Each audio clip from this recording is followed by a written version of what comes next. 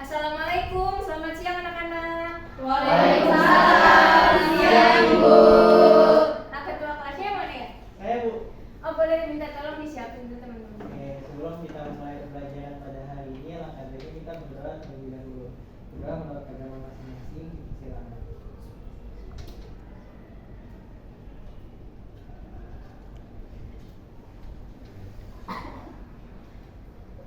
Doa selesai. Oke, makasih ya.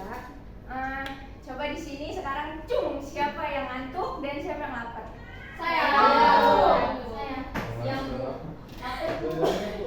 Ditahan.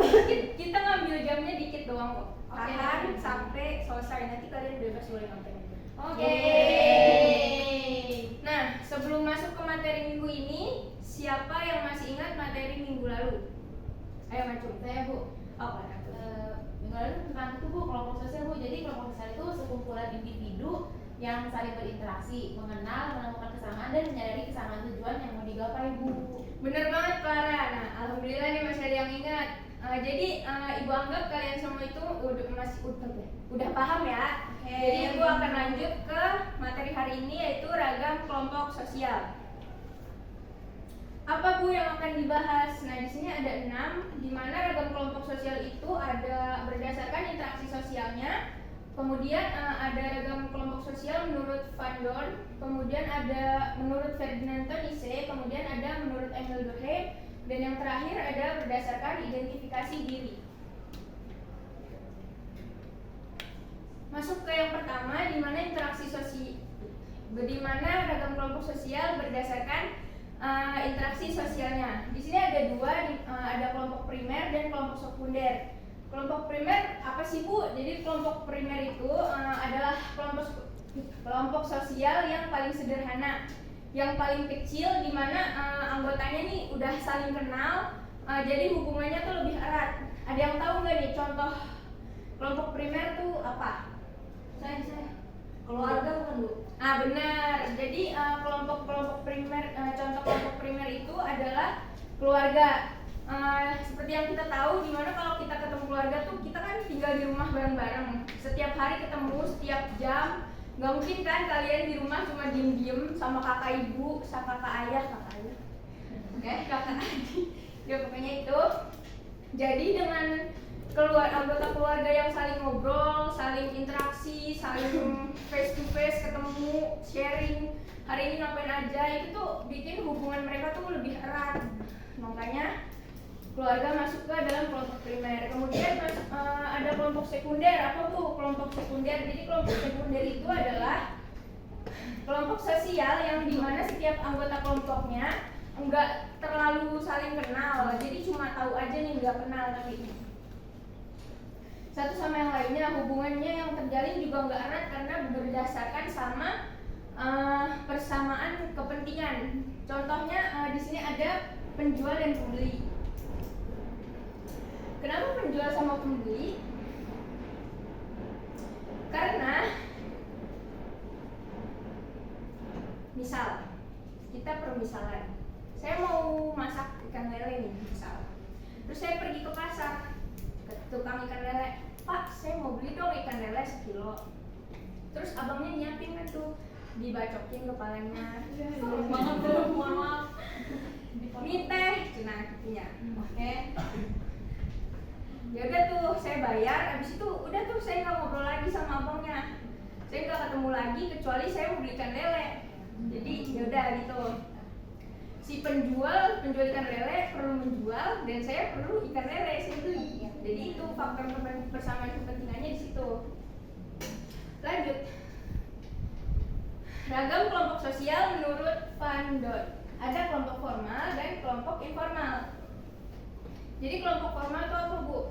Kelompok formal itu adalah kelompok sosial yang punya struktur organisasi, di mana kayak bendahara, sekretaris, ketua tuh. Terus biasanya kelompok formal ini punya pokoknya punya peraturan di dalam kelompok itu yang harus dipatuhi, yang jelas dan tegas dan harus dipatuhi sama si anggotanya itu. Di sini contohnya kelompok formal itu ada OSIS. Seperti yang kita tahu, OSIS itu pasti punya struktur. Ada ketuanya, ada sekretarisnya, dan juga bendaharanya. Terus biasanya OSIS juga punya peraturan di mana si anggota tuh jadi terikat gitu, nggak boleh nih ngelanggar karena saya bawa nama baik OSIS nih. Nah kayak gitu. Kemudian kelompok informal. Kalau si kelompok informal ini adalah kebalikan dari si kelompok formal, di mana dia tuh nggak punya struktur resmi, nggak punya ketua, nggak punya sekretaris, dan nggak punya bendahara. Dia juga suka-suka aja gitu, nggak punya peraturan yang ngikat si anggotanya. Jadi kalau mau main ke sana ya udah, mau ngelakuin ini ya udah. Tuh. Kemudian lanjut.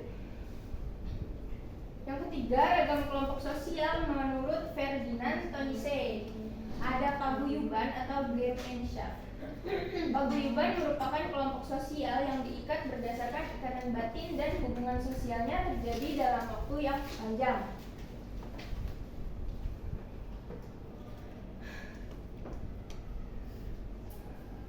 Contohnya ada keluarga.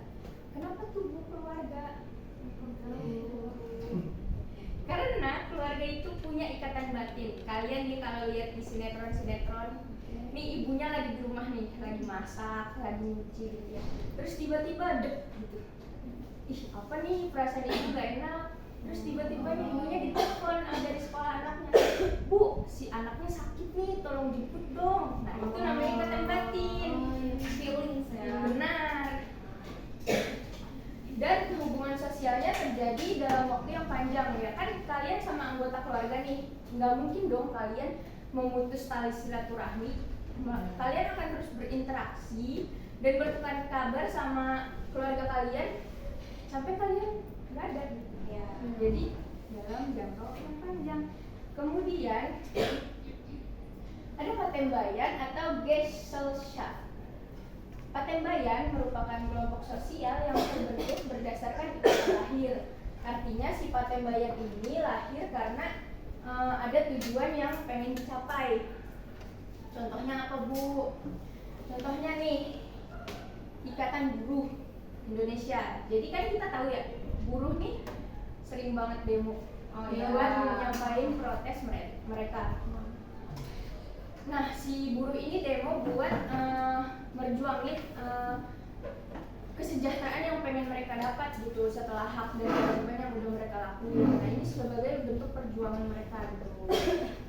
Jadi bareng-bareng mereka protes biar mereka dapat kesejahteraan. Kemudian ada menurut Emil Durkheim, ada solidaritas mekanik dan solidaritas organik. Di situ ada petani yang sedang menanam padi. Kenapa Bu? Kok pakai menanam padi Bu? Jadi kan menanam padi itu identik dengan masyarakat pedesaan. Di mana masyarakat pedesaan itu bekerjanya itu rata-rata kan petani. Ya. Mereka tuh nggak punya pembagian kerja. Jadi mereka tuh petani ya petani semua. Nanam padi semua. Nggak ada yang dibagi-bagi. Pak Hasan besok nanam padi ya. Besok yang lewat tuh si Pak Jajang gitu ya. Itu enggak. Jadi Pak Jajang sama Pak Hasan sama-sama nanam padi. Ngurusin ladang mereka sendiri gitu. Terus biasanya tuh di pedesaan rasa kekeluargaan sama sifat gotong royongnya itu kental banget. Kayak kemarin saya pulang kampung ya. Terus ada tetangga saya yang nikah. Itu tuh semua warga bantuin ikut turun. Misalnya bapak-bapaknya masang pelaminan, terus anak mudanya bikin janur, terus ibu-ibunya masak. Gitu, pasti banyak yang bantuin kalau di desa. Happy wedding. Terima kasih. Selanjutnya solidaritas organik. Kebalikannya nih dari si solidaritas mekanik. Di mana solidaritas organik ini biasanya ada di masyarakat perkotaan. Di mana masyarakat perkotaan itu biasanya sifatnya individualis ya guys ya. Lebih pribadi lu gua gitu. Terus mereka udah terdapat pembagian kerja. Misalnya nih, siapa? Lia kerja di suatu kantor. Terus di kantor itu dia jadi apa ya, anggota dari divisi keuangan. Terus di kantornya itu ada divisi administrasi, ada divisi pajak, nah ya kayak gitu. Itu udah dibagi-bagi, jadi pembagian kerjanya udah ada masing-masing yang ngerjain, nggak kayak yang tadi kan, ya, bareng-bareng dikerjain. Begitu. Jadi lanjut. Berdasarkan identifikasi diri itu ada in group atau kelompok dalam dan juga out group atau kelompok luar. Jadi si kelompok dalam itu adalah kelompok sosial yang individunya bisa mengidentifikasi dirinya sendiri. Sikap di dalam in group pada umumnya didasarkan pada faktor simpati dan selalu pengen dekat gitu sama anggota kelompoknya karena dia udah nyaman, jadi pengennya sama dia aja gitu.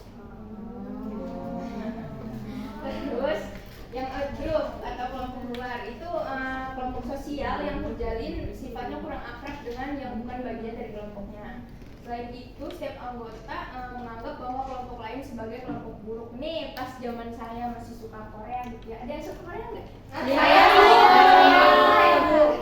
Oke. Jadi zaman saya tuh pas ada yang suka EXO. Tuh, berantemnya pasti sama siapa? Fans BT.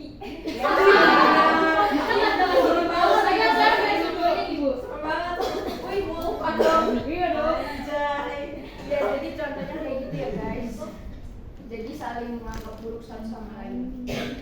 Kemudian,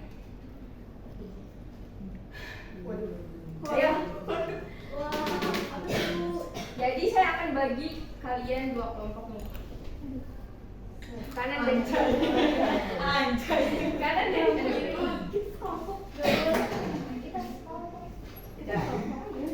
Nih, diskusiin ya. Pikirin. Kalian masuk ke dalam kelompok sosial. Kalau iya, masuk ke kelompok sosial yang mana? Kasih alasannya. Terus kalau bukan, kenapa kalian nggak masuk ke kelompok sosial? Kasih juga alasannya. Saya kasih waktu 7 menit. Oke, Bu. Mulai dari sekarang.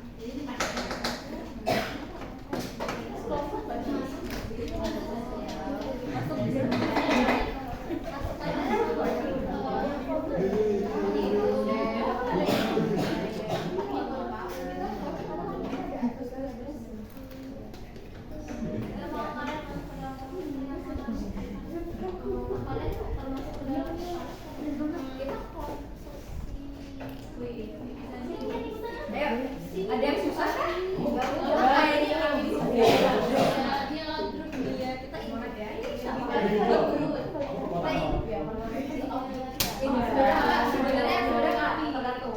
Kelompok sosial bisa kita masuk ke dalam Ya Allah, makan.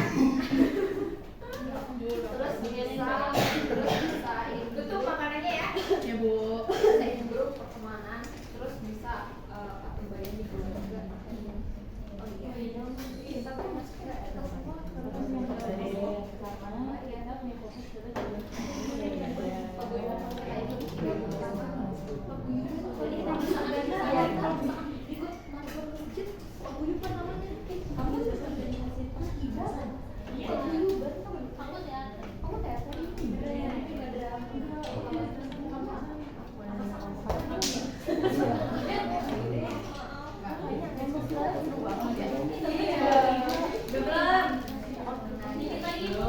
Oke. 1 menit ya, 1 menit.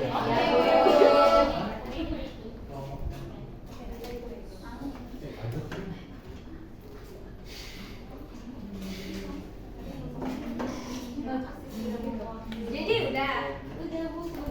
Nih kelompok ini udah punya. Udah Bu. Oke, karena udah semuanya. Ayo, per kelompok harus ada yang bisa speak up.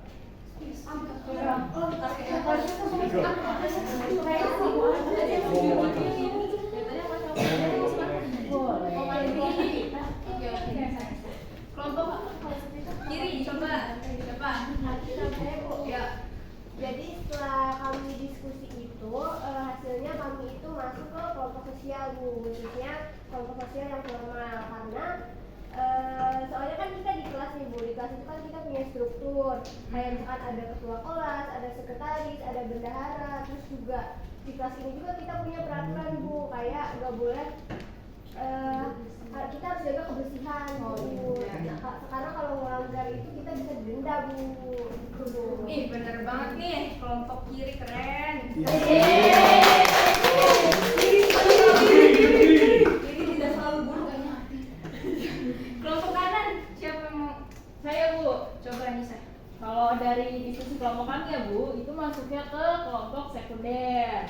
Soalnya kita kan berinteraksi nih dalam konteks yang lebih formal dan kami punya fokus pada tujuan akademis kayak kita belajar, kita bisa dapat nilai yang bagus kayak gitu Bu. Oh bener banget. Nih dua-duanya keren nih. Tepuk tangan lagi. Hadiahnya tuh. Hadiah ya? Iya. Nanti sikap kalian pas semuanya. Nah, jadi karena materinya udah habis nih, Ibu ada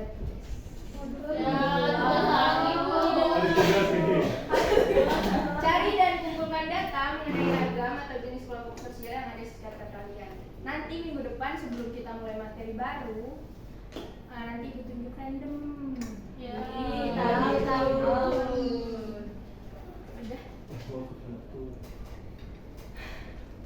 Oke. Jadi sebelum ditutup nih, ada yang mau minjem? Ada yang mau nggak? Nanti Bu tunjuk nih. Ada yang mau? Ih, nggak mau. Ya udah coba lihat. Ya, kamu sih. Ya Bu, jadi yang tadi udah kita pelajarin itu tentang ragam sosial Bu. Nah, jadi ragam sosial itu ada beberapa macam. Ada yang dikelompokkan berdasarkan interaksi sosial, ada yang dikelompokkan berdasarkan identifikasi diri, ada juga yang dikelompokkan menurut pandangan beberapa tokoh seperti Emil Durkheim, Van Rom, dan Ferdinand von Nisse. Itu Bu. Benar, pinter emang. Oke, karena Leo udah ngasih kita kesimpulan, jadi Ibu udahin sampai di sini. Mohon maaf kalau banyak salahnya. Terima kasih udah mau mendengarkan, udah mau jadi kooperatif. Terima kasih banyak ya. Sama